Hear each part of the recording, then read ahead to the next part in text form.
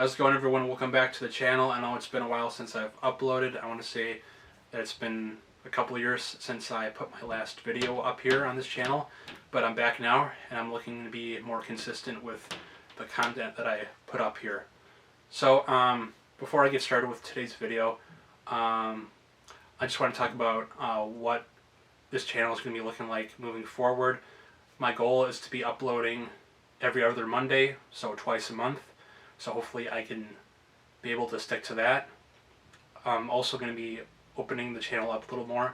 What that means is that I want to be talking about not just movies that are coming out or have been released in the past, but also books and music as well. I also want to be talking about the projects that I'm working on, and hopefully I can be able to connect with some other people who are also working on similar things. Specifically, I'm working on a novel, which is what today's video is going to be about. Also film projects as well. All of those content ideas are going to show up in some form in the future. So just a little heads up about that. Now let's get started.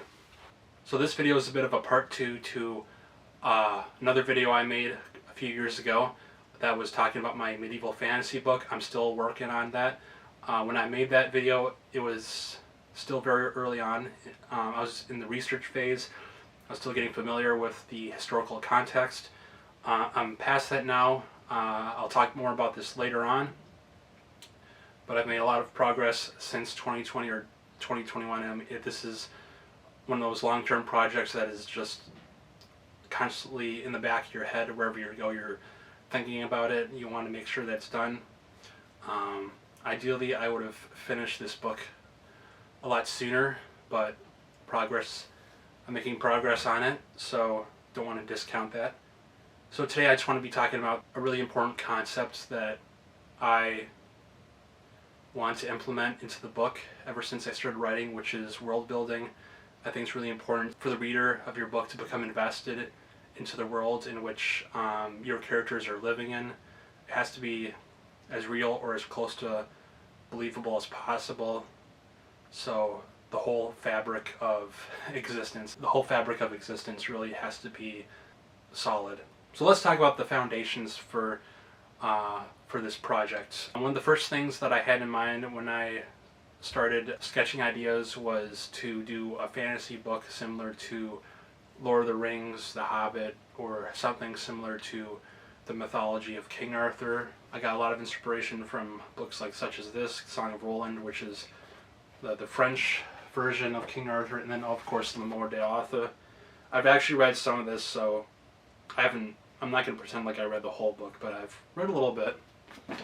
So stories in books like that were something I wanted to emulate, but I didn't want to set the story in England. I decided, as you know, to set it in Croatia in Southern Europe, which I thought would be a really interesting setting. The trappings of King Arthur, but with this Croatian flair. The core idea behind the whole book is that it is a myth or a tall tale or an alternative look at history. To sum up what I said in the first video, I looked at the historical context and background of the Croatian country during that time and also the surrounding countries with that. I looked at general history of the country, what happened during those 100 years or so. I looked at the real-life figures that actually lived during that time, so the kings of Southern Europe and how they related to each other, and also how the papal states operated and functioned.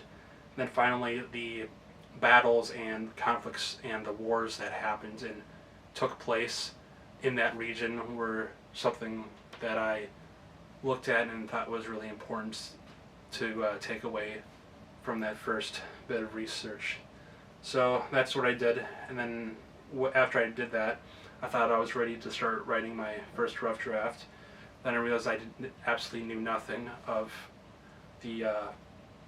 how people lived during that time in medieval times, or how they interacted with each other, or just the general daily day-to-day activities that people were up to. I knew nothing of how that society operated or how it was run, and that is something I think if you're writing if you're writing something that's historical fiction or something that resembles historical fiction, you really have to get that right. You have to really understand how that society ran and how certain customs, how people arrived at certain customs, how people interacted with each other, just that in general. So I really made an effort to understand that.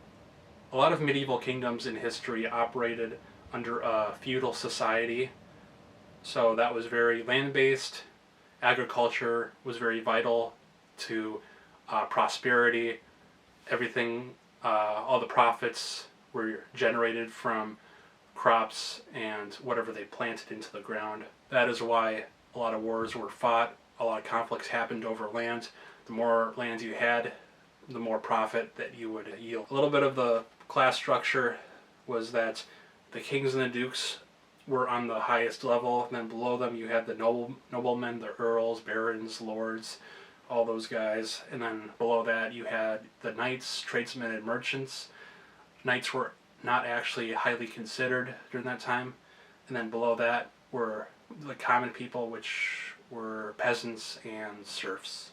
Some of the other aspects of society that I learned about also included, but weren't limited to, the jobs people had, the different types of clothing that were around, currency, architecture, city layout, social interactions, and different types of customs that people during that time partook in. Also, I learned more about the everyday life of a medieval person.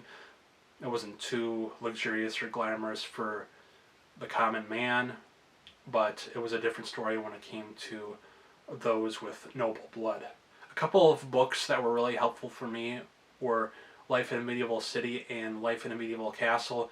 I think George R.R. Martin stated one time that he used those books for research for his Game of Thrones series. I can see why he would recommend using those books for research, or if you're just interested during that time, because those two books had very thorough explanations on general everyday life of people who worked in the castle, but also it not only talked about the people there, it also delved into delicate, intricate details on how castle technology developed, what castles and the interior design of those castles, how they changed over the years as well.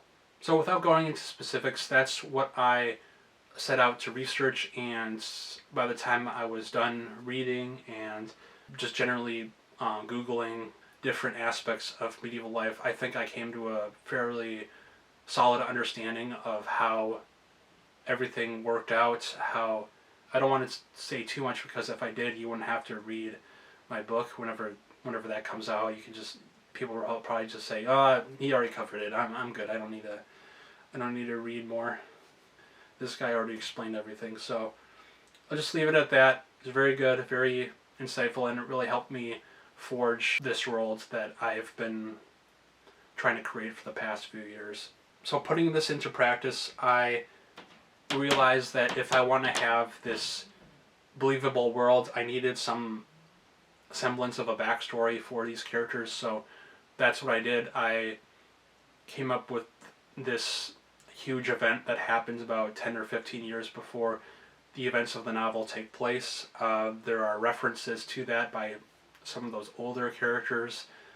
I thought that by including that background for those characters, by the act of them reflecting sometimes, that would really benefit the reader in understanding the worlds that they were living in. It's helpful to know how everything was set up and what the events were that led up to the story that you're trying to tell. I also decided very early on not to put any real people from history into the book. There might be some trouble with IP. I just didn't want to risk it, and also wanted to make my own story. I just wanted to use those historical figures as influence. I didn't want to do a beat for beat retelling of history. That's better for some nonfiction novel. And this is a creative story, so I wanted to take as many liberties as possible. So that's why I decided not to use any real life people from history. Typically in these medieval fantasy books, there's the whole group of characters.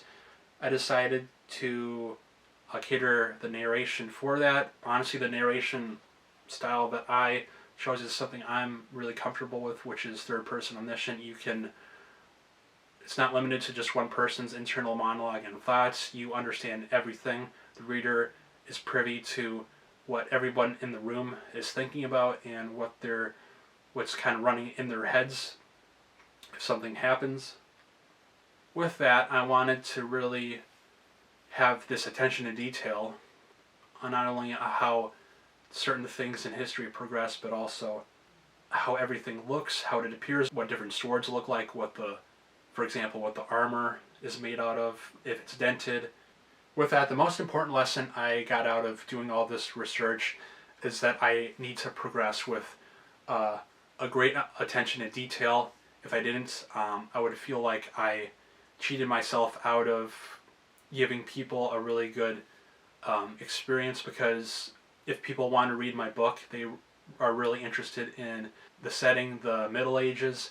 So I want to give people that experience that they are living alongside these characters during this period of time. I don't want to cut any corners while explaining everything but the main story. I want to have this world that is tangible. And I also love history too. That was one of my favorite subjects in school. So I want to get all the details right when it comes to historical accuracy. I have to admit that there are times where I deviate a little bit, but it's medieval fantasy, so it's not going to be 100% authentic, just to be honest. All right, well, I think I covered everything I wanted to in this video. Hopefully some of you out there liked it. I know it's a bit rough. It's my first video in a while, so I'm still trying to find my groove, trying to get into the swing of things, so to speak. So if you like this video, go ahead and subscribe. There's going to be others like it. With that being said, I hope you guys have a good rest of your day.